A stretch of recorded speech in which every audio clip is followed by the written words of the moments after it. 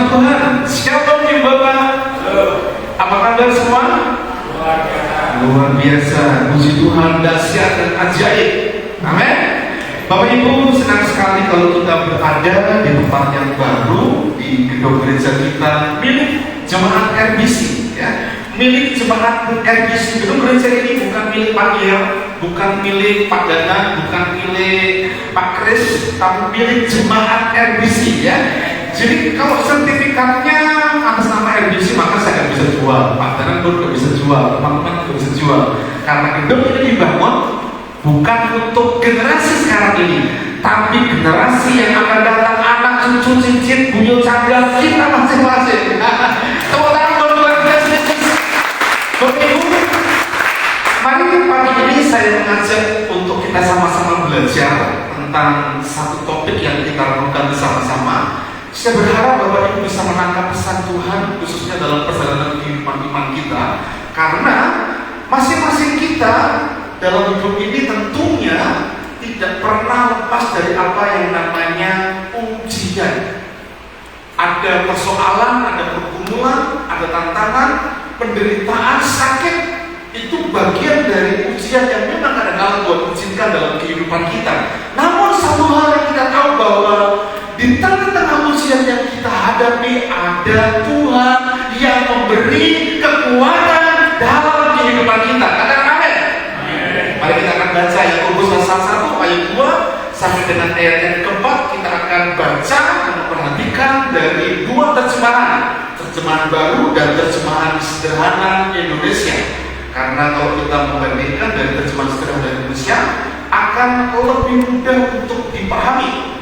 Demikian firman Tuhan. Perhatikan baik-baik Bapak Ibu. Saudara-saudaraku, anggaplah sebagai suatu kebahagiaan apabila kamu jatuh dalam berbagai-bagai pencobaan, sebab kamu tahu bahwa ujian terhadap iman itu menghasilkan ketekunan, dan biarlah ketekunan itu memperoleh buah yang matang, supaya kamu menjadi sempurna dan utuh dan tak kekurangan suatu apapun.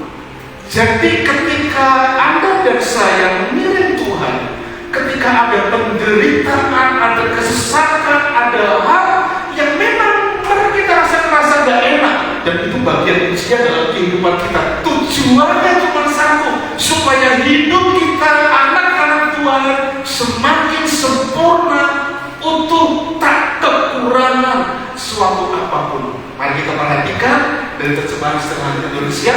Saudara-saudari, setiap kali keyakinan kalian masing-masing diuji lewat berbagai kesusahan, hendaklah kamu menganggap itu semua itu sebagai apa? Berkat yang membawa sukacita bagimu. Karena kamu tahu bahwa setiap kali keyakinan kita diuji, hal itu membuat kita lebih dewasa,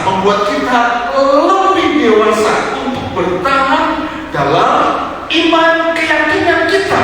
Jadi biarlah kita semakin kuat untuk bertahan, supaya kita semakin dewasa dan semakin diperlengkapi dengan tidak kekurangan apa-apa secara rohani. Diberkati nasihat kita yang selalu membaca dan merenungkan firman Tuhan. Saya akan memulai dengan sebuah kutipan seorang pengkhotbah abad yang ke-16 pada yang bernama C.S. Lewis, yang mengatakan begini: Tuhan itu berbisik dalam kesenangan, dia berbicara dalam hati nurani, tetapi berteriak dalam penderitaan, karena penderitaan adalah megafon Tuhan untuk membangunkan dunia yang sedang tertidur.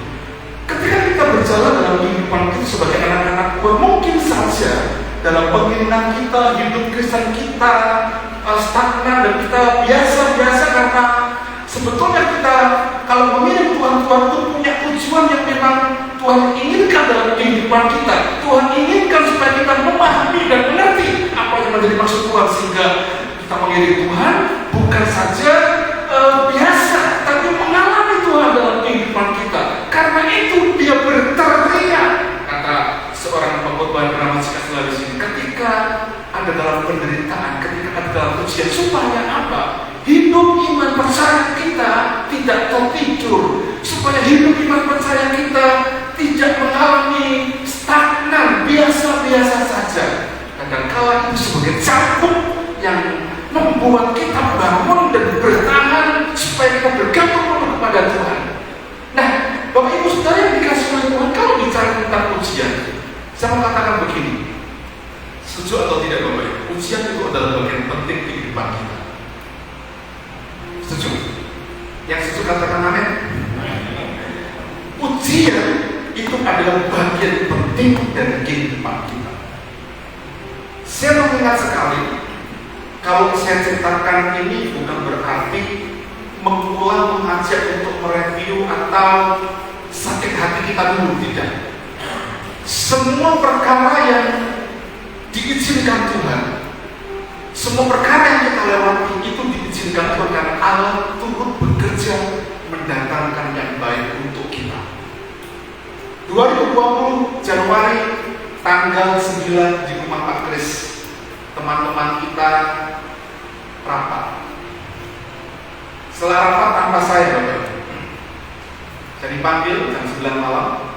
Waktu itu Pak Danan belum tergabung dalam kepengurusan. Tidak diajak. Kalau mungkin kalau Pak Danan masuk di sini kan juga kepengurusan yang berbeda. Saya dipanggil dan diberikan 3 pilihan. Yang pertama, besok 1 kita demo, majelis. Itu pilihan pertama Pak ya. Pilihan yang kedua, kalau Pak ya ada di situ, kita semua pergi cari gereja sendiri.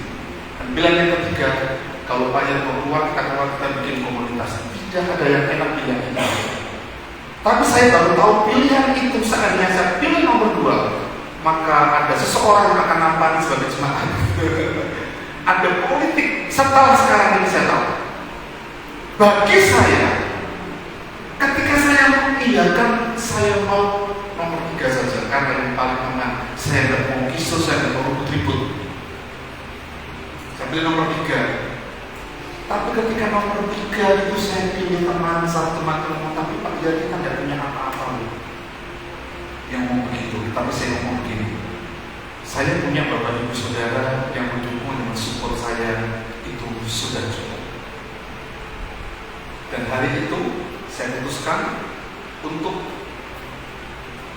keluar dari komunitas bersama-sama dengan mereka. Kita tahu bahwa tanggal 15 saya ketemu pagi sore teman-teman sudah pamitan di gereja kita. 26 sudah berada di depan Pak Kris. Saya masih di tempat itu. Tanggal 2 saya masih tempat itu karena saya masih memberkati pernikahan Niko dan Tata yang hari ini sudah live dari grup. Sampai perjalanan berjalan 2020, kita itu tiap hari bubuk tanah Semarang Indah Beranda Semoro tidak ada yang cocok. Hari Minggu kita selesai ibadah pada Raja Bersama ada tanah yang kita lihat rumah tanah, kita lihat barangkali siapa cocok kita mau. Oke, saya kesini janjianlah kita dengan brokernya. Janjian setengah 1, ternyata jam 10 kami ditelepon, Pak ya nggak jadi ya karena tanah yang saya tawarkan kepada Bapak itu sudah di DP orang. Loh, DP-nya berapa gitu? Karena kami suka dengan tempat tinggi gitu. DP-nya berapa? Saya ganti begitu. Ternyata itu ada permainan broker karena setelah jam 10 lewat, setengah 12 saya ditelepon, Pak ya kita ketemu ya karena orang yang DP tidak jadi, tak orang aja dulu. Orang yang DP tidak jadi katanya. Nah kalau saya DP saya bayar mungkin juga akan berbeda gitu kan. Tapi ternyata Tuhan perjalanan dalam kehidupan ini saya itu bagian dari ujian yang memang Tuhan izinkan kami sekeluarga alami. Ya, bahkan lulus SMA dan mau kuliah. Kami tidak ada tabungan yang cukup signifikan untuk membiayai kuliah Tata. tapi kami hanya bergantung penuh kepada Tuhan, mengandalkan Tuhan, sehingga teman-teman di NBC itu support banget kepada kami. Bukan saja kami sekeluarga, tapi juga tentang pekerjaan Tuhan di NBC. Karena itu saya mengatakan bahwa ujian itu adalah bagian penting dari kehidupan kita. Seandainya tidak ada ujian yang Tuhan izinkan saya alami dengan saya ceritakan singkat tadi itu, mungkin tidak seperti sekarang. Kita berada di tempat yang baru, di gereja kita yang baru, dan itu adalah kemurahan Tuhan. Saya itu hidup dari sejak lahir sampai sekarang ini semua itu karena kemurahan Tuhan. Dan kalau Tuhan izinkan ada ujian yang berat, ada ujian yang tidak mudah, saya mau Bapak Ibu sepakat dengan saya bahwa ujian itu adalah bagian penting dari kehidupan kita sebagai anak-anak. Mungkin kita mengalami ujian terberat. Apakah ujian terberat dalam kehidupan kita? Apakah ketika ujian kita terberat karena kita tidak punya pacar, kita tidak lulus kuliah, kita tidak punya uang, kemudian kita sebagai pengusaha ternyata jalannya buntu dan sebagainya? Mungkin itu bagian ujian terberat dalam kehidupan kita sebagai anak Tuhan. Tetapi ketahuilah, di sepanjang perjalanan hidup yang kita lalui, itu selalu ada ujian yang harus kita lewati. Yang paling penting di situ adalah merespon dari apa yang mau terjadi dalam kehidupan kita, bukan kemudian merespon salah ketika ada ujian terjadi. Karena kalau ujian terjadi dalam kehidupan kita salah, maka kita akan pernah mengalami kelulusan dalam kehidupan kita sebagai anak Tuhan. Karena kalau kita perhatikan bagaimana sebetulnya menyelesaikannya dalam kehidupan kita, masing-masing berbeda. Mengapa? Karena ujian yang kita hadapi pun berbeda. Ada ujian yang berat, ada ujian yang tidak mudah, ada tantangan yang tidak mudah. Sebetulnya masing-masing kita itu diberikan kapasitas dalam kehidupan kita masing-masing supaya kita dapat memahami kemurahan Tuhan dinyatakan dalam kehidupan kita sebagai anak-anak Tuhan. Karena itu Bapak Ibu Saudara yang dikasih oleh Tuhan, kalau kita memperhatikan tentang ujian dalam kehidupan ini, maka setiap tokoh Alkitab pun mengalami hal yang sama dalam ujian kehidupan. Tapi ada tokoh yang menjadi pemenang dalam ujian, tapi ada orang-orang, ada tokoh-tokoh Alkitab sepertinya pecundang, nggak mengalami. Tapi ketika mereka bertobat, mereka betul-betul dipakai oleh Tuhan. Petrus sebelum dia dipenuhi dengan kuasa Roh Kudus, dia menyangkal Yesus, dan itu adalah ujian. Loh, kamu kan pengikut dia, dan saya nggak kenal. Bukan tapi ujian iman yang berat dari dia. Aku nggak kenal. Sampai 3 kali dia menyangkal dan ayam itu berkokok. Maka dia teringat pesan Tuhan, pesan gurunya tentang penyangkalannya. Tapi ketika dia bertobat, dia mengaku di hadapan Tuhan, dan hari itu ada pemulihan dalam hidupnya. Karena itu saya mengatakan begini Bapak, Tuhan tidak hanya memberikan kemenangan saat kita menghadapi ujian, tetapi Tuhan juga memberikan kekuatan dalam proses menuju kemenangan. Catat baik-baik. Tuhan tidak hanya memberikan kemenangan dalam ujian, tapi Tuhan juga memberikan kekuatan dalam setiap proses kehidupan ujian yang kita hadapi, supaya kita lulus menghadapi ujian masing-masing tentang kehidupan kita. Karena itu pagi ini saya menyampaikan beberapa kebenaran penting buat kehidupan kita sebagai anak-anak Tuhan, supaya kita bisa memahami bahwa saat kita dihadapkan kepada ujian dan tantangan dalam kehidupan kita, ada kekuatan yang memampukan kita untuk kita berproses dalam kehidupan ini, setiap kali kita diizinkan mengalami ujian, kita lulus, kita menang dalam kehidupan ini. Yang pertama, mari kita belajar memahami ini, karena ujian itu adalah bagian dari rencana Tuhan untuk memulihkan iman kita. Mungkin saja penginginan kita kepada Tuhan tulus, tapi iman kita mungkin saja dilihat Tuhan tidak pure, tidak murni. Karena itu Tuhan ingin membentuk kita melalui ujian-ujian dan tantangan dalam kehidupan kita, supaya iman yang kita miliki itu semakin murni, semakin tulus, semakin berkenan, semakin menyenangkan Tuhan. Jelas ayatnya kita baca tadi, kita baca langsung dalam terjemahan Serah Indonesia. Saudara-saudari, setiap kali keyakinan kalian masing-masing diuji lewat berbagai kesusahan, hendaklah kamu menganggap semua itu sebagai berkat. Perhatikan, sebagai berkat yang membawa sukacita bagimu. Karena kamu tahu bahwa setiap kali keyakinan kita diuji, iman kita diuji, hal itu membuat kita semakin lebih dewasa untuk bertahan dalam keyakinan kita. Ayat 4. Jadi biarlah kita semakin kuat untuk bertahan dan semakin dewasa dan semakin diperlengkapi dengan tidak kekurangan apa-apa secara rohani. Kita bandingkan dalam 1 Petrus pasal 1 ayat 6 dan 7 dari dua terjemahan. Kita baca dari terjemahan baru dulu. Bergembiralah akan hal itu, sekalipun sekarang kamu seketika berduka cita oleh karena berbagai-bagai cobaan.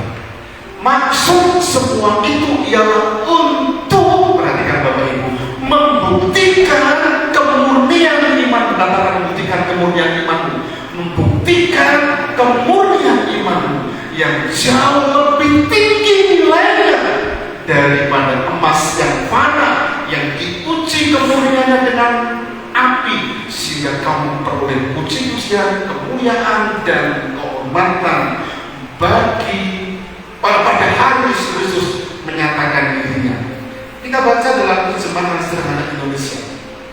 Jadi pengharapan kita membuat kita sangat bersuka cita. Walaupun sementara ini banyak kesempatan untuk merasa sedih karena ujian, tantangan, percobaan tadi.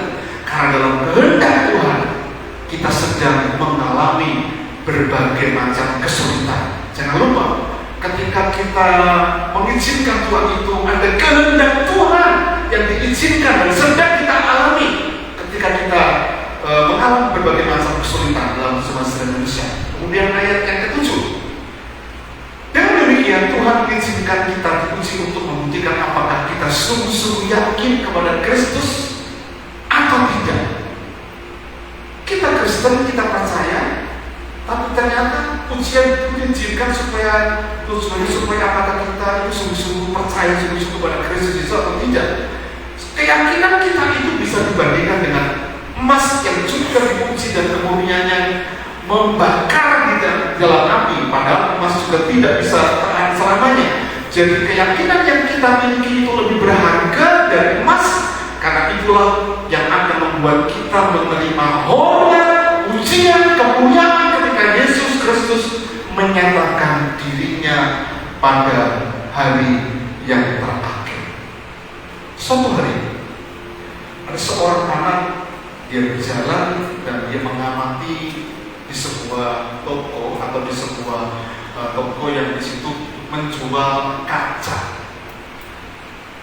Dia bingung dengan penjualnya karena ada berbagai macam kaca yang dijual di sini, dari ukuran mili sampai warna kaca itu. Kemudian dia datang kepada pemilik toko tersebut, pemilik toko kaca tersebut.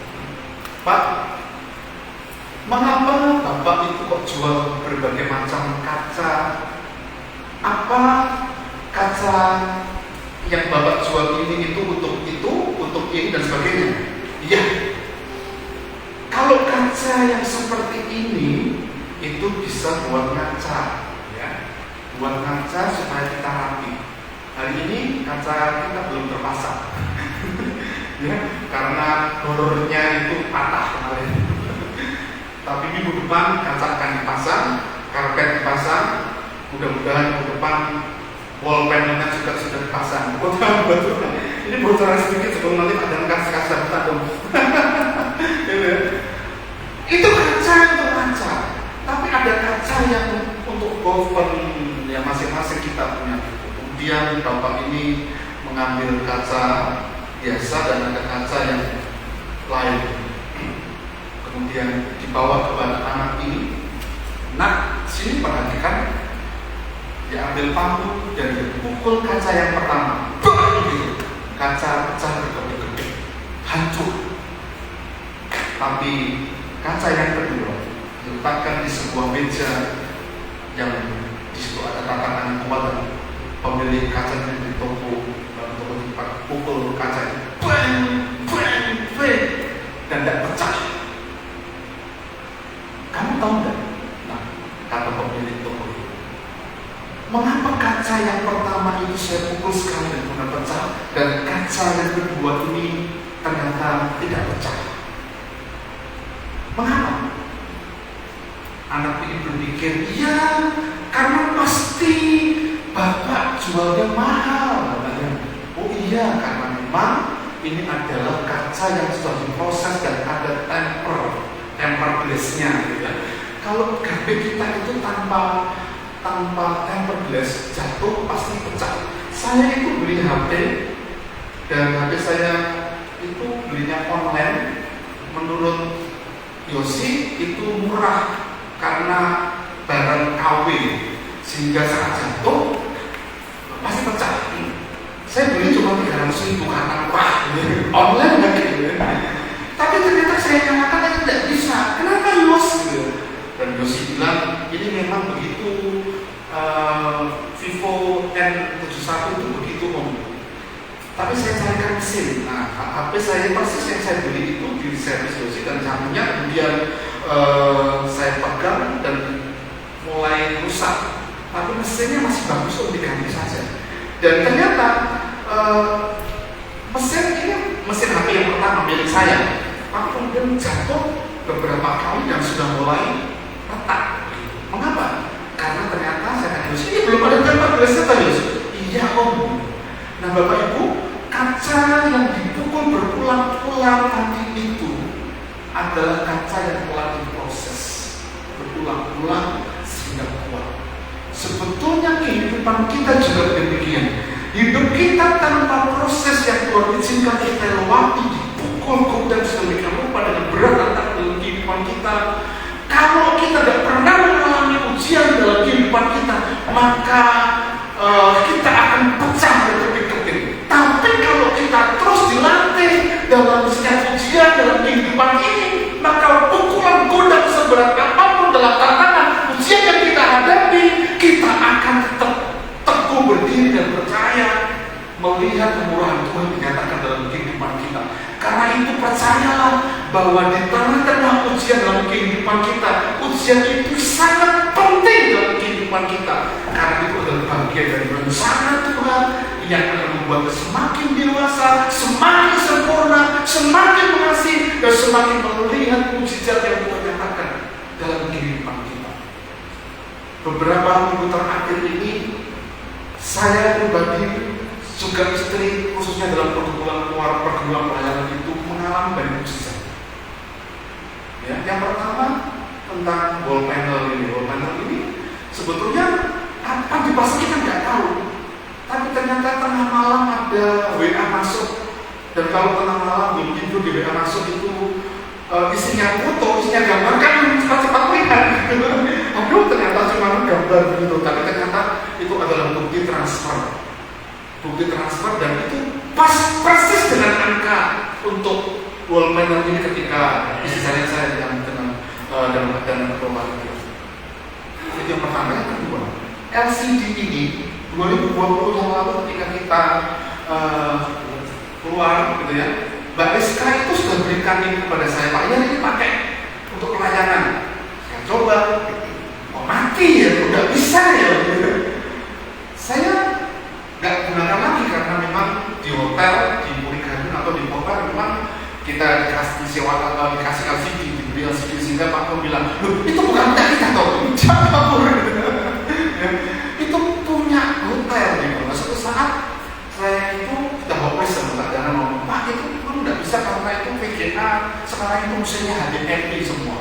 HDMI itu yang colokan, yang modern gitu. Gambarnya seni, tapi gambarnya ini sudah konverter dari antara HDMI ke PGA HDMI gitu.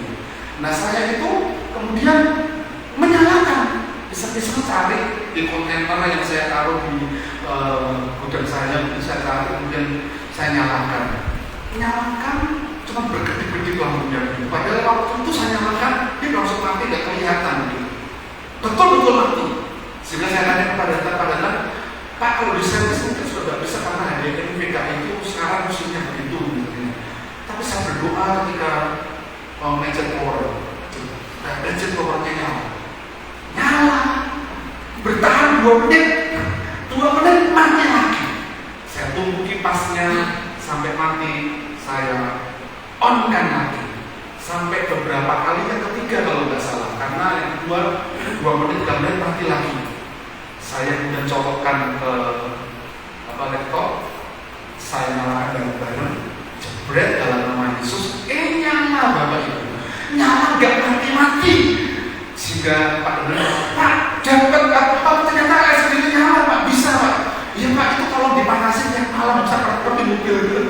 Jadi tiap malam saya nonton layar lebar Bapak Ibu, preman pensiun nonton layar lebar di YouTube. Saya pernah buat saya kami di rumah putih gitu.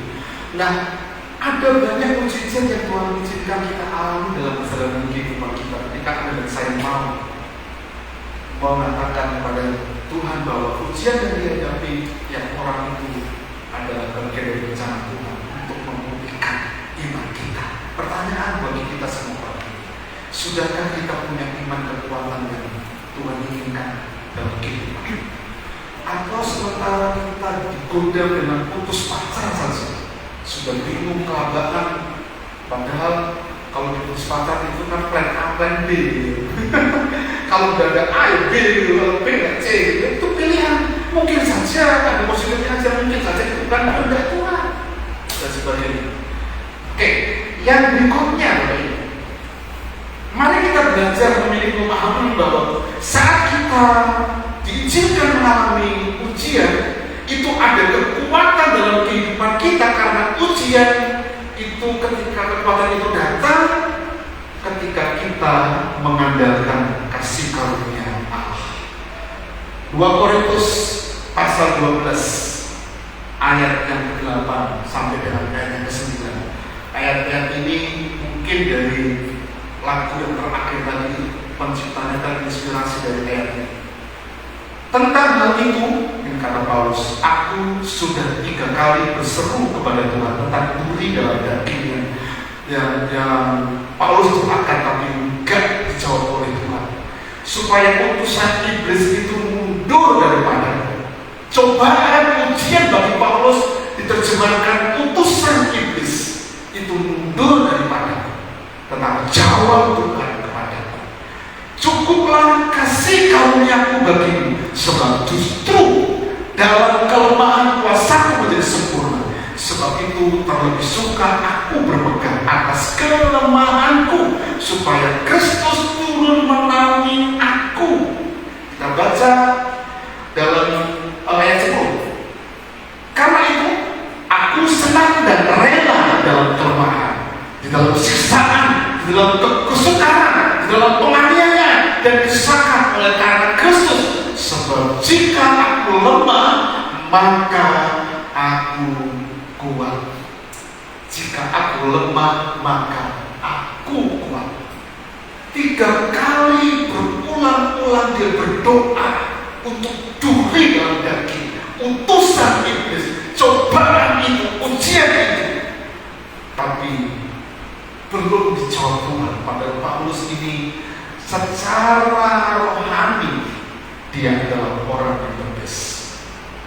Ayat sebelumnya Paulus ngomong begini tentang orang itu, dia tidak mau mengatakan dirinya, tentang orang itu diangkat, bawa ke dalam roh, naik ke surga.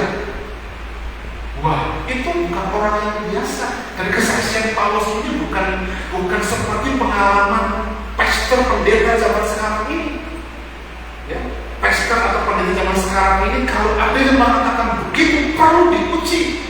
Mosok tiap hari naik turun turun surga enak banget gitu ya. Turun naik surga itu gampang banget gitu ya. Tapi Paulus itu pernah mengalami, tapi itu bukan sebagai sebuah kebanggaan. Sampai kemudian dia menyatakan 3 kali aku berdoa. Padahal hidup rohaninya baik, pelayanannya baik. 2/3 dari kitab Perjanjian Baru itu ditulis oleh Paulus dan hidupnya betul-betul diorientasikan sepenuhnya waktu tenaga keuangan itu untuk Tuhan. Tapi ternyata ketika dia berdoa untuk utusan iblis itu, dia tidak dijawab Tuhan. Tapi Tuhan ngomong, bercukuplah kasih karuniaku bagimu. Justru dalam cobaan, justru dalam ujian, justru dalam penderitaan itu kuasa Tuhan menjadi sempurna. Dan bicara tentang cukuplah kasih karunia.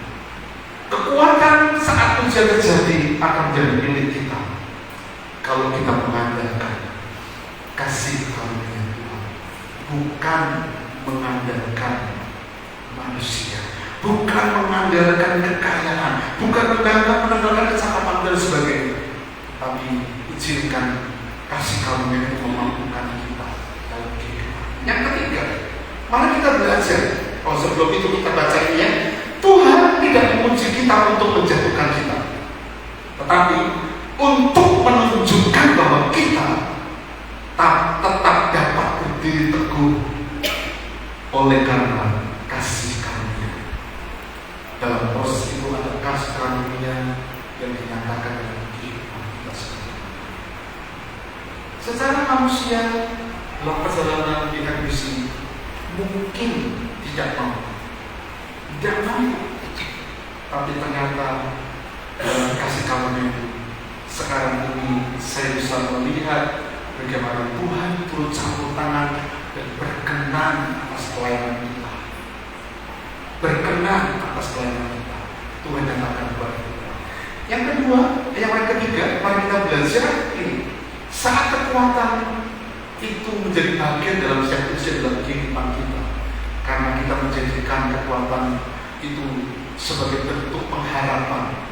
Pengharapan kita itu akan menjadi sumber kekuatan di tengah-tengah ujian yang kita hadapi. Mari kita baca dalam kitab Roma pasal 5 ayat 3 sampai dengan ayat yang kelima. Ya, mari kita perhatikan. Dan bukan hanya itu saja, kita malah berpegang juga dalam kesengsaraan kita, karena kita tahu bahwa kesengsaraan itu menimbulkan ketekunan, dan ketekunan itu menimbulkan tahan uji, dan tahan uji menimbulkan pengharapan. Dan pengharapan itu tidak mengecewakan karena kasih Allah telah dicurahkan di dalam hati kita oleh Roh Kudus yang telah dikaruniakan kepada kita.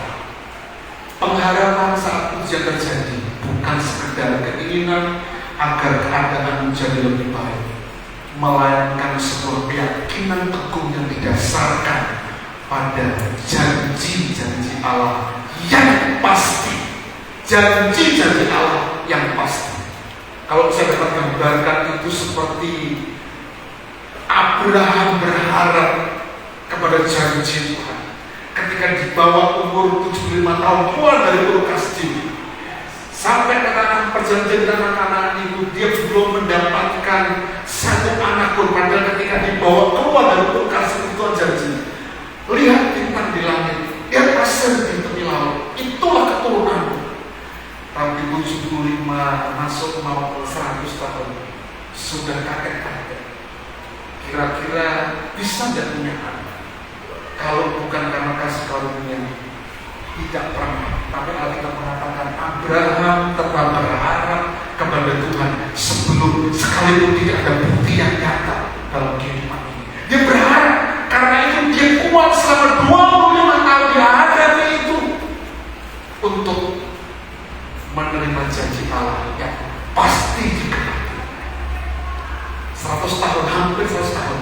Sementara Sarah itu sudah juga menepos.